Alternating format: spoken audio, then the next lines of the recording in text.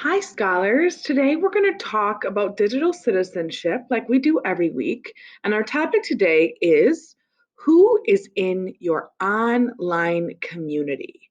So we know that word community from school. And if you look at the picture over here, you can see the word self, community, and world. So we're going to talk a little bit about that today in regards to the internet. How are we all a part of an online community? So think here, what do those two words mean, online and community? Hmm. So an online community, in my opinion, is like our Google Classroom.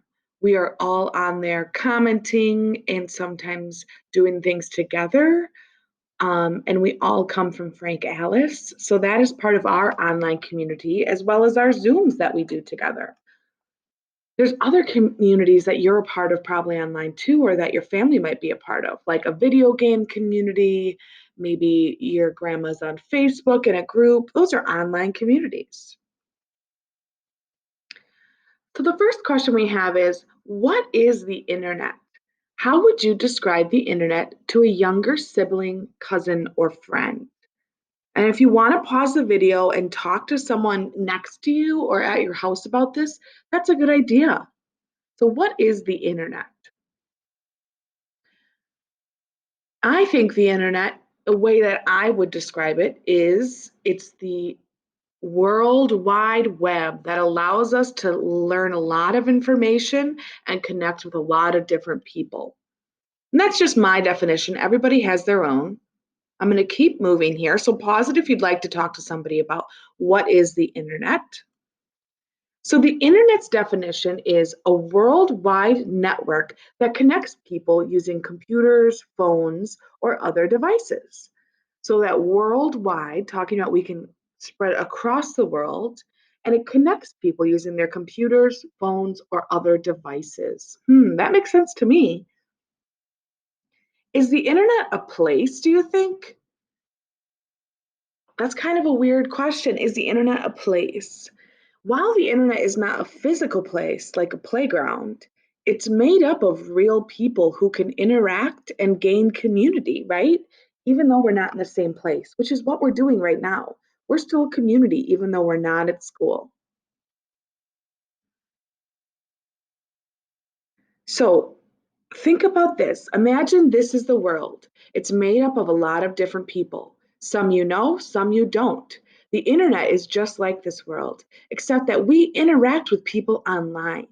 The internet is made up of real people, just like the physical world is made up of real people too.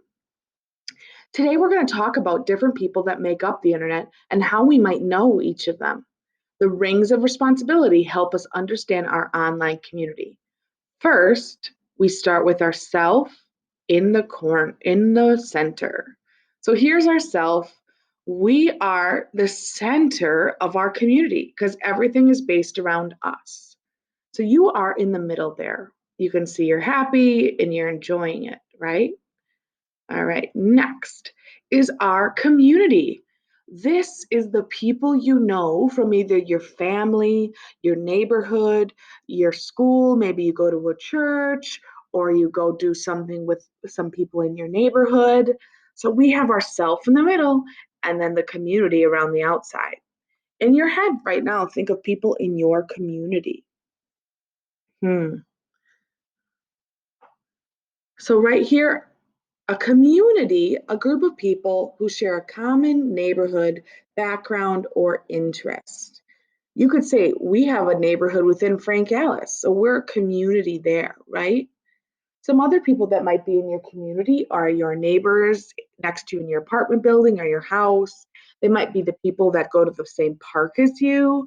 It might be your uncles or your aunts or your cousins. It could be people you go to church with or that you go to the same like events all the time. So maybe you go to festivals, maybe you have the same interests, maybe you all like bird watching, stuff like that. That's your community. So people in my community, this is Miss O'Leary speaking, is I would say my family first, Then I would say my book club. We meet every week to talk about a book we're reading together. I also am a part of a group that helps talk about what teachers need. So I have a lot of different communities, but they're all people that I trust and that I know. So after ourself, our community in the green, and our we are next to our world. So we have a lot of people in our community, but think about all of the people in our world. This group includes people you don't really know and haven't met face to face. Who are some of the people who could be in that world? Who are people in the world that you've never met face to face and don't personally know? You could say like a famous basketball player, Stephen Curry. You could say a famous singer, somebody who's on TV. You could say a politician or a person who's in the Olympics, or even just gamers across the world. You've never met them, right? So we don't know them. So think of three people in your community and people in your world and describe how you could connect with them online. This is kind of our last thing to do today, to think about how we can connect with people in our community and our world safely and online. So remember, our self is at the center, our community is next. And those are people that we know or who are in our neighborhood or have common interests to us. And the world are people that we don't know. So I might connect with people in my community over text, or I might send them an email. In the world, I could follow them on YouTube. I could watch their Instagram stories, or I could just learn about them in the news too. There's many ways to connect with people. But remember, we always need to be digital citizens and be safe and respectful online. All right. Great job listening today. I know that was a lot of information. I'm proud of you and keep up the great work with virtual learning.